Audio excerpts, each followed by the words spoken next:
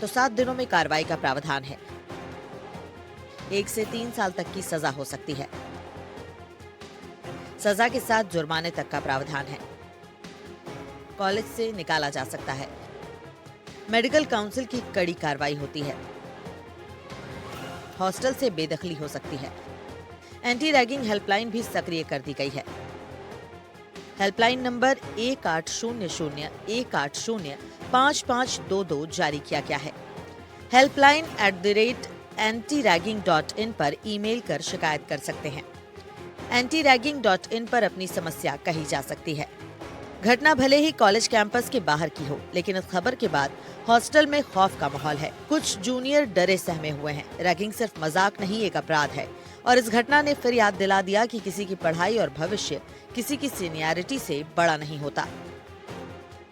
फिलहाल यहाँ पर एसएमएस मेडिकल कॉलेज जो प्रशासन है वो इस बात को गंभीरता से ले रहा है, अलर्ट पर है। साथ ही जो फर्स्ट ईयर के छात्र हैं उनके साथ में बातचीत का दौर जारी है। उनको बातचीत करके बताया जा रहा है कि किस तरीके से उनके अधिकार हैं, और अगर कोई ऐसी भविष्य में बात आती है सामने तो वे एंटी रैगिंग कमेटी से भी आकर मुलाकात कर सकते हैं, बात कर सकते हैं। इसको लेकर के किसी भी प्रकार की हिचकिचाहट नहीं रखनी चाहिए। विश्वास शर्मा, एनडीटीवी। और इस बीच जयपुर से बड़ी खबर, जहां आईटीएटी घूसकांड में कोर्ट में पेशी हुई और न्यायिक सदस्य कमलेश राठौर की कोर्ट में पेशी हुई। आरोपी को न्यायिक अभिरक्षा में भेजा गया है और करप्शन में सीबीआई ने गिरफ्तार किया था। करप्शन का मामला था। शनिवार को आरोपी राजेंद्र विजय को पेश किया गया था। आरोपी डॉक्टर सीता लक्ष्मी से कीमती साड़ियां और गहने मिले थे। वहीं साथ ही कैश की बात भी सामने आ रही थी। और इस मामले में कई जानकारी जब सामने आई, कई सबूत जब इकट्ठा हो गए तो उसके बाद में कार्रवाई की गई। और फिलहाल कोर्ट में पेशी हुई है। न्यायिक सदस्य कमलेश राठौर की कोर्ट में पेशी। न्यायिक अभिरक्षा में फिलहाल आरोपी को भेज दिया गया है। तो शनिवार को आरोपी राजेंद्र विजय को पेश किया गया था। अब आपको जरा ग्राफिक्स के जरिए भी दिखाते हैं ये टैक्स का खेल कैसे चल रहा था। इसमें दलाल, सीए, वकील और जुडिशियल मेंबर तक इसमें शामिल थे। आम लोगों के साथ ये धोखाधड़ी होगी थी और उनके साथ मिलकर के भी ये काम किया जाता था। इसमें दलाल की भूमिका होती थी, इसमें सीए काम करते थे, वकील इसमें सपोर्ट करते थे, यहां तक कि जुडिशियल मेंबर तक इसमें शामिल हुआ करते थे। और आपको बता दें कि इस मामले में जब कार्रवाई हुई तो कई परतें इस मामले की खुलती हुई दिखाई दी हैं। अब आपको जरा और बताते हैं ये आईटीएटी घूसकांड में ये जो बड़ा खेल चल रहा था, कैसे इसका खुलासा हुआ। दरअसल इसका पेमेंट जो कैश के साथ ही दूसरी तमाम चीजों में हुआ। तमाम लग्जरी लाइफ से जुड़ी चीजें भी दूसरे व्यक्ति के नाम से खरीदी गई। एडवोकेट राजेंद्र सिंह सिसोदिया के सर्च में एक अहम डायरी भी मिली है और डायरी में आईटीएटी अफसरों से किए गए लेन देन का पुराना हिसाब किताब मिला। घूसकांड में पकड़े गए आरोपियों के डिलीट चैट्स को भी रिकवर करवाया जा रहा है और judicial member doctor S Sita Lakshmi से की तलाशी में कीमती साड़ियां और गहने मिले और इसका पेमेंट जो है वो ऑनलाइन मोड में भी था। 2021 सितंबर में केंद्र सरकार ने जयपुर आईटीएटी में नियुक्ति दी थी। नियुक्ति को चुनौती दी गई थी और मामला अभी सुप्रीम कोर्ट में लंबित है। वहीं 2014 से अब तक 40 बड़े आयकर अपील मामलों की अध्यक्षता अभी तक की है। सीता लक्ष्मी के साथ असिस्टेंट रजिस्ट्रार केसी मीना भी जांच के घेरे में है। 2021 सितंबर में केंद्र सरकार ने जयपुर आईटीएटी में नियुक्ति दी और नियुक्ति को चुनौती दी गई थी। मामला सुप्रीम कोर्ट में लंबित है। तो सीता लक्ष्मी का विवादों से गहरा नाता रहा है। आपको बताएं कि वकील जो राजेंद्र सिसोदिया है उसका भी काला इतिहास रहा है। दरअसल भ्रष्टाचार केस में 2002 के अंदर बरी हुआ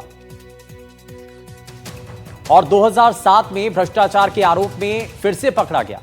आपको जरा बताते हैं एक एक करके कि वकील राजेंद्र सिसोदिया का इससे पहले का इतिहास क्या है। हमने आपको बताया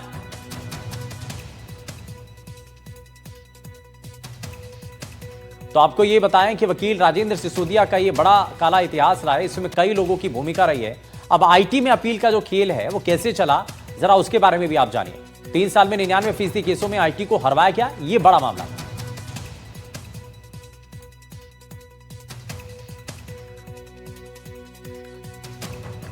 इनकम टैक्स में आईटीएटी विंग में भ्रष्टाचार का एक बड़ा खुलासा किया था और इसमें 2 न्यायिक सदस्य सीता लक्ष्मी और कमलेश राठौड़ और इसके साथ ही एक एडवोकेट राजेंद्र सिसोदिया और एक अपीलकर्ता मुजामिन को गिरफ्तार किया था। सीता लक्ष्मी से पूछताछ में कई महत्वपूर्ण खुलासे हुए हैं और उसके घर से सीबीआई को महंगी साड़ियाँ मिली है। साड़ियों की कीमत 1 लाख 2 लाख और उससे भी अधिक बताई जा रही है। और इसके साथ ही ये भी खुलासा हुआ है कि इनकी चैट भी जो है वो रिकवर हो चुकी है। चैट करते थे एडवोकेट से और अन्य जो दलाल है, उसके बाद चैट डिलीट हो जाती थी, तो चैट को भी सीबीआई की टीम ने रिकवर कर लिया। इसके साथ ही ये भी एक बड़ा खुलासा हुआ है कि इन्होंने प्रॉपर्टी भी ली थी जो कि जयपुर ग्रामीण राजस्थान में ले रखी है और उनकी कीमत करोड़ों अरबों रुपए है। और इसके साथ ही जो उनके डॉक्यूमेंट है वो अपने नाम नहीं बल्कि अपने दोस्तों के, अपने रिश्तेदारों के नाम करवा रखा है। सीबीआई ने आज कमलेश राठौड़ को कोर्ट में पेश किया और उसको न्यायिक अभिरक्षा में भेज दिया है। वही सीता लक्ष्मी से अभी भी लगातार पूछताछ की जा रही है। इस पूरे मामले में एक चार्टर्ड अकाउंट सीए का भी नाम सामने आया है, हालांकि सीबीआई ने उसका खुलासा नहीं किया है।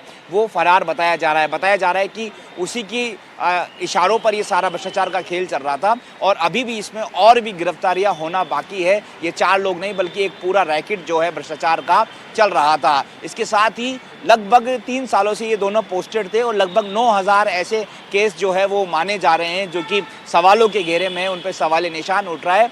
कुछ चंद इनकम के लिए, अपने भ्रष्टाचार के लिए इन्होंने अपने ही विभाग के अगेंस्ट जाकर फैसला दिया था और अपने ही विभाग को चूना लगाने का, राजस्व हानि का जो नुकसान है इन्होंने पहुंचाया था। बहरहाल इनसे पूछताछ की जा रही है और पूछताछ में और भी कई चौंकाने वाले खुलासे होने की संभावना बनी हुई है। सहयोगी सुशील के साथ दीपक चावला, एनडीटीवी, जयपुर।